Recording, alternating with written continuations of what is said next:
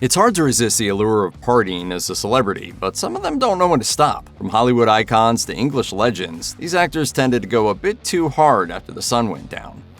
As the daughter of singer-actor Eddie Fisher and movie star Debbie Reynolds, Carrie Fisher was Hollywood royalty. When her role as Princess Leia in Star Wars made her a star in her own right, she fell in with a hard partying Hollywood crowd. Everyone knows that Carrie Fisher partied too hard because she wrote all about it during her second act as a best-selling author, particularly in her novel Postcards from the Edge, which was actually a thinly veiled, semi-fictionalized, warts-and-all autobiography. Flush with cash from Star Wars, Fisher was known for hosting wild, star-studded parties in her Laurel Canyon home.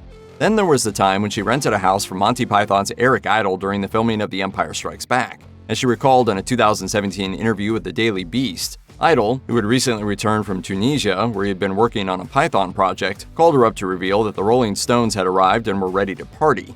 She reminisced, "I called Harrison Ford and said, 'Get over here, this is ridiculous.'" Despite having an early call time the next day, Fisher and Ford caroused with the Stones all through the night. She continued, "We never went to sleep, so we weren't hungover. We were still drunk when we arrived in Cloud City the next day. We don't really smile a lot in the movie, but there we're smiling." Robert Downey Jr. knows a thing or two about redemption. These days, the man who brought Iron Man to life is among the most respected and highly paid actors in the business. But back in the 1990s, Downey garnered endless notoriety as arguably the hardest partying actor in Hollywood. That lifestyle surrounded him since childhood. His father, underground filmmaker Robert Downey Sr., introduced him to marijuana when he was just 6, and to cocaine not long after that. Ultimately, that set Downey Jr. on a path that led to his most scandalous episode, his 1996 arrest for trespassing, when he stumbled into a Malibu house he mistakenly believed to be his and passed out in a bedroom. Charged with possession of heroin, cocaine, and a .357 Magnum, he avoided jail time by being placed on probation, but was eventually sentenced to 3 years behind bars after missing 2 court-mandated drug tests. He ultimately served 15 months. Within months of his release, he was arrested twice more on drug-related charges, but was sent to rehab instead of jail. That finally prompted Downey to put his hard partying ways behind him. Since then, Downey has thrived as an actor while maintaining his sobriety, going as far as to win an Oscar for Oppenheimer. His party-hardy past, however, remains a sore spot. When one journalist asked him about it, he abruptly walked out of the interview. Well, I'm just asking questions, that's all. Right. Okay, that's okay. Bye. Thank you guys. Are you... Oh, I'm sorry, It's been said that anyone who remembers the 1960s didn't actually experience them, and Dennis Hopper could easily be the poster boy for that particular observation. After directing and starring in the counterculture classic Easy Rider, Hopper's enjoyment of excessive partying became legendary, easily eclipsing his subsequent work as an actor and director. Hopper admittedly spent much of the 1970s under the influence, particularly when portraying a photojournalist in Francis Ford Coppola's Apocalypse Now. According to George Hinkenlooper, director of Heart of Darkness, A Filmmaker's Apocalypse, a documentary chronicling the making of the film, Hopper was in rough shape. Hinkenlooper told The Independent, "Dennis recounted the story to me that Francis came to him and said, 'What can I do to help you play this role?' Dennis said, 'About an ounce of cocaine.' So he was being supplied by the film production drugs that he could use while he was shooting." While Hopper eventually embraced a life of sobriety, he revealed that the peak of his partying saw him regularly consuming 28 beers and half a gallon of rum, chased with 3 grams of cocaine on a daily basis. He told GQ, "It's not as hard as it sounds. If you mix the rum like I used to, then you can drink it all day long. No problem." It's fair to say that Lindsay Lohan's transition from child star to acting adult was a bumpy one. After experiencing early success in The Parent Trap, Freaky Friday, and then Mean Girls, Lohan eventually became better known for her partying than her films. That included several arrests for infractions ranging from DUI to drug possession to shoplifting, multiple parole violations, and a few jail sentences. Luckily for her, overcrowding resulted in her one-day sentence on a cocaine bust ending in less than 90 minutes, and her 90-day sentence was reduced to 2 weeks. However, a particularly infamous chapter unfolded when Lohan threw herself a birthday party at Hollywood's famed Chateau Marmont. As recounted in Sean Levy's book, The Castle on Sunset, Life, Death, Love, Art, and Scandal at Hollywood's Chateau Marmont, Lohan and her guests racked up a bar bill of more than $2,500 by the end of the evening. Meanwhile, Lohan was also renting a suite, apparently under the impression that the producers of her new TV movie Liz and Dick would be covering her expenses. That didn't happen. At the end of her 2-month stay, Lohan's tab had swelled to nearly $50,000, which she didn't or couldn't pay. She was presented with an itemized bill and informed that the hotel would no longer be extending any credit to her. For all intents and purposes, this meant that she was kicked out and banned from the place altogether. There was a time not all that long ago when Charlie Sheen was the highest paid actor on television. At his peak, Sheen earned $1.8 million per episode for portraying a sanitized sitcom version of himself in 2.5 Men. Until, in the ultimate irony, his real-life partying grew so extreme that it blew up the sweetest gig he'd ever had. I just have a different constitution, I have a different brain, I have a different heart, I have a different, I get tiger blood, man. By the time Sheen cratered his career, he had already gained a rep as a hardcore party animal with a soft spot for sex workers. In 2013 alone, he reportedly spent more than $1.5 million to hire their services for his soirees. Sheen's former personal assistant, Steve Hahn, told the Daily Mail just how wild those parties could get, alleging, "Yes, there were porn stars, sometimes 4 at a time. I used to see him taking drugs in his room and in the party den, and he drank scotch and chain smoked." When throwing a party, Sheen was reportedly an excellent host, so much so that he routinely checked on guests who had passed out, monitoring their breathing to ensure that they were still alive. John Belushi was nicknamed America's Guest by his Saturday Night Live co-star and good friend Dan Aykroyd. He apparently had a habit of knocking on the doors of complete strangers, inviting himself inside, and then raiding the refrigerator and making himself at home. His embrace of excess had no limits, which was certainly evident while filming The Blues Brothers. Belushi was partying so hard he could barely function, and was once found passed out on a stranger's sofa after vanishing from the set. An eyewitness to Belushi's behavior was Eagles guitarist Joe Walsh, no slouch in the partying department himself. During an appearance on The Late Show, Walsh told Stephen Colbert that the comedian could be scary to hang with. For proof, he recounted the time they dined together at Benihana, where Belushi decided to take charge of preparing the meal while channeling an iconic SNL character. And he went full on samurai. How did that turn out? It was messy.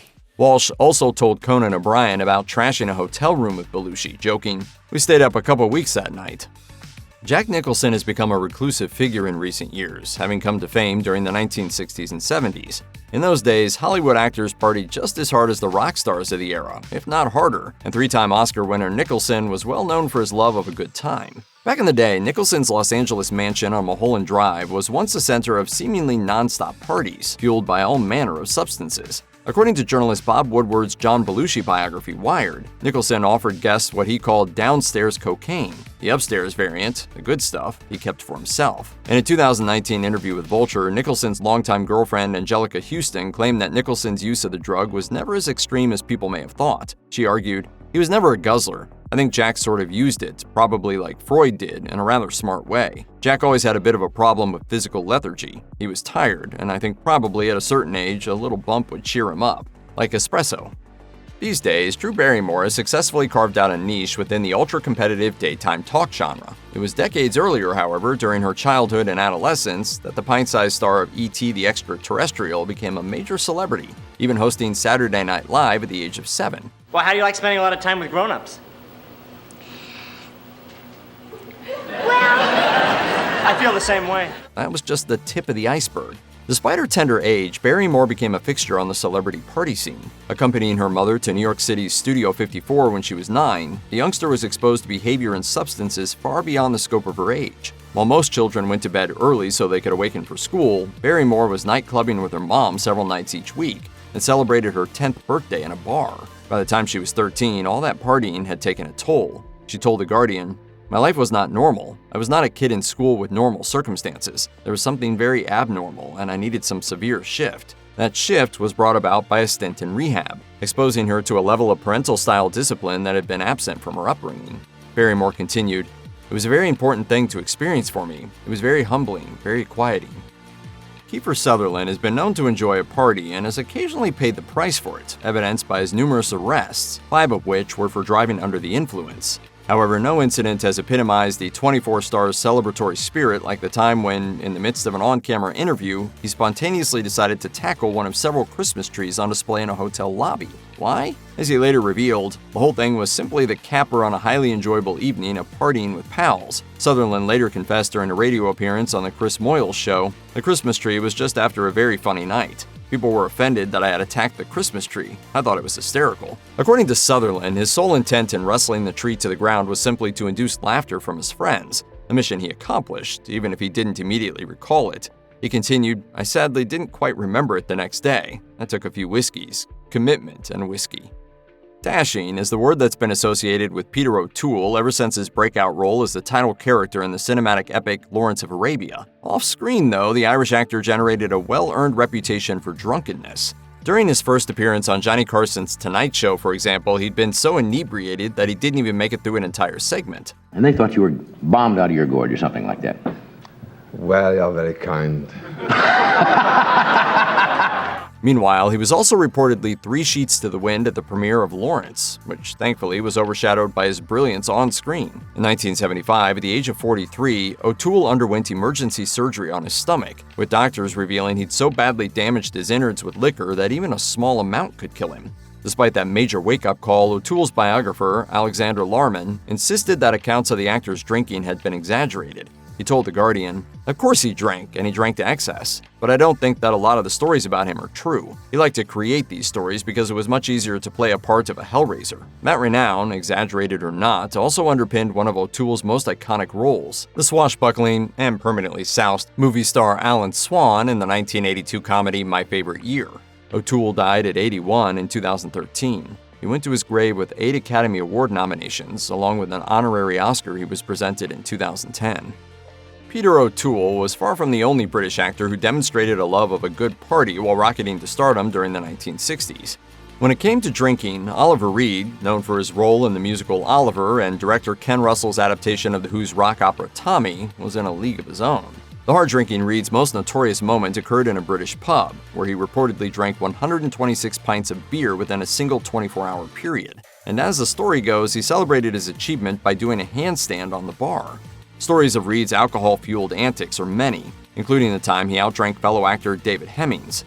After passing out, Hemmings awoke to find himself dangling from a window 6 stories above street level, with Reed laughing maniacally while holding him by his ankles. Reed simply found drunk people more enjoyable to be around. He once famously declared, "You meet a better class of people in pubs." Reed had also apparently been banned from more than his fair share of those establishments over the years. He died at the age of 61, collapsing in the middle of a drinking contest at a pub in Malta.